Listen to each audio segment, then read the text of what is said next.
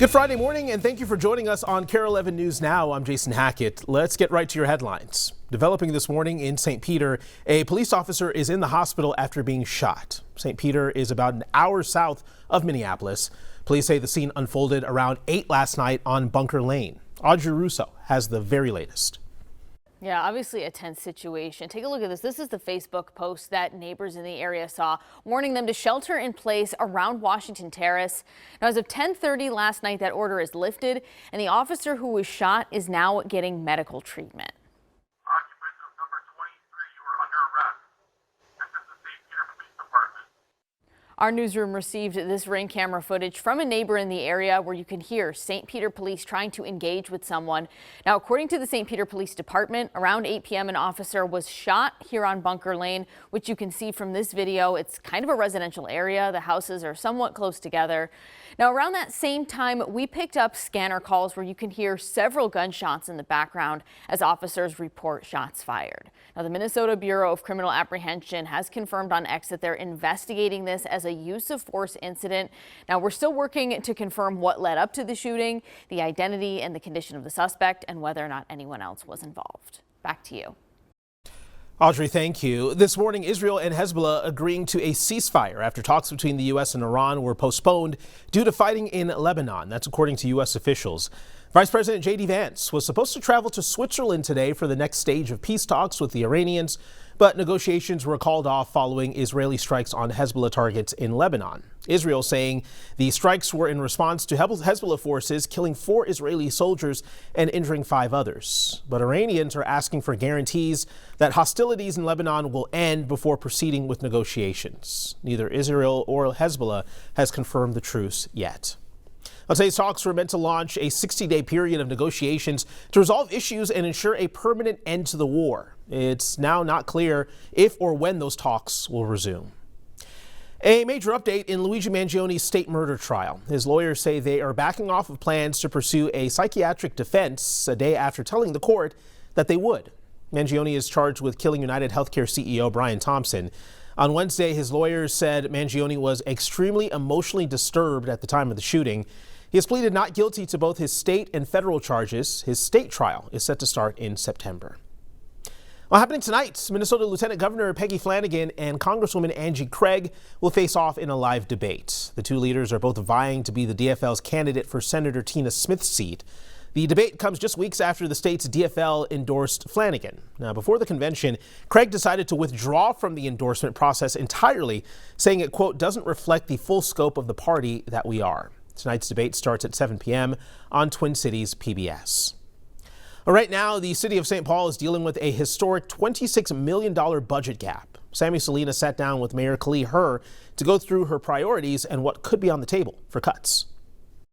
St. Paul Mayor KARE told me she has inherited a huge task balancing a historic budget gap. Now, early estimates from St. Paul's Financial Services shows a $26 million shortfall, which is the highest in the city's history. KARE says it's not exactly unexpected given inflation and other factors, and she is currently asking city departments for proposals on what they could do without, and says she expects about a 4% cut across the board along with a tax levy increase. Now, Mayor KARE, she's begun a series of meetings with residents, businesses, and organizations that happens through July 1st, and the next one is on Monday at Sunray Library. Across the river, Minneapolis is also dealing with its own budget shortfall for 2027. According to city data, the gap is between $28 to $33 million. They say that's because of increased costs for personnel and city services, along with flat or declining revenues. This morning, a new report from nonprofit Human Rights Watch accuses the federal government of, quote, manufacturing a crisis during Operation Metro Surge. That 180-page report cites more than 130 interviews alleging cases of racial profiling and unlawful detentions. The group is calling for greater oversight of federal immigration agencies, limits on immigration detention, and an end to agreements between local law enforcement and ICE. They also want investigations into the alleged abuses they documented. We did reach out to Homeland Security, but we have not heard back.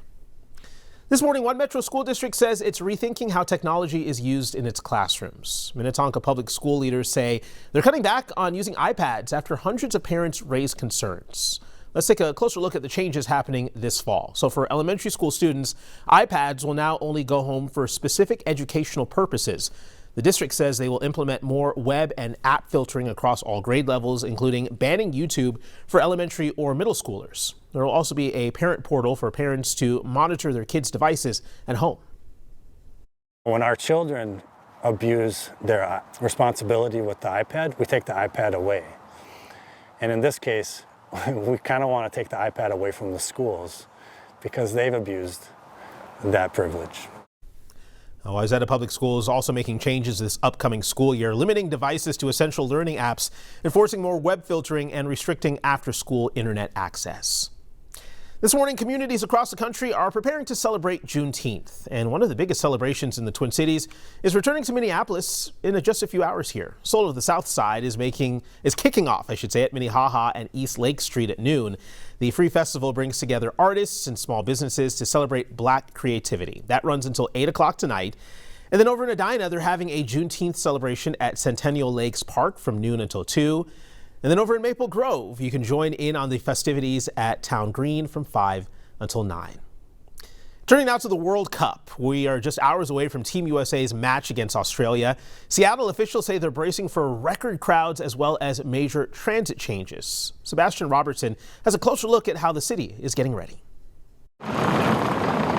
Fans from Australia, after traveling some 7,500 miles to Seattle, are ready for some football. Well, I can say it's the winning jersey. You'll get to see tomorrow how winning this jersey actually is. The trip may be shorter for locals, but navigating the crowds in some way could be harder. And I saw the lines to get back on the train after the game had finished, and it was ridiculous. Like, I've never seen anything like that in Seattle.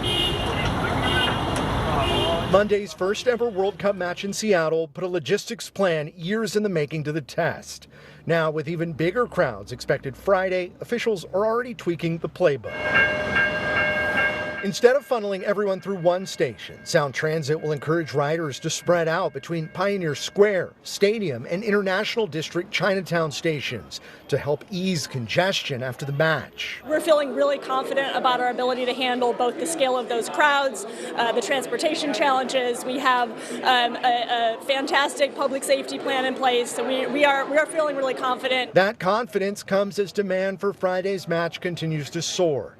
The U.S.-Australia showdown has become the hottest ticket of the tournament so far, with some fans paying thousands to be there. Well, especially after how the first game went, because that's arguably the best the U.S. team has looked in, any time I can ever remember. So coming off of that, the chance to ride that momentum against, a really tough opponent in Australia, it's going to be exciting to be there. We're always the underdogs. Aussies and Americans. Because we're going to win tomorrow. United by the universal language of trash talk. We're going to win by crikey.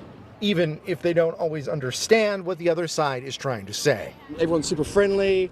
We're getting heaps of stick from you guys on the street, which is great as well. I don't know what that means. Banter, like back and forth.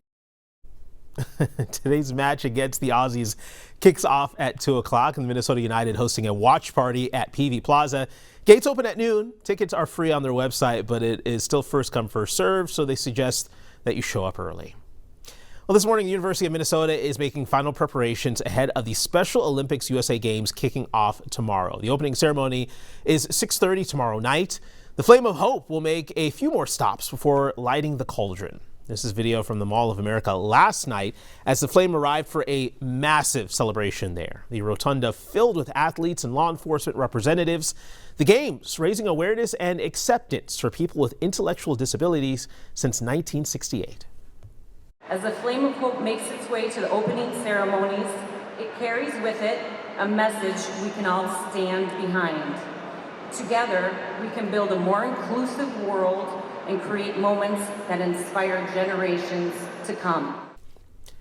The Games run through June 26th. Stick with us. More news and weather coming up right after the break.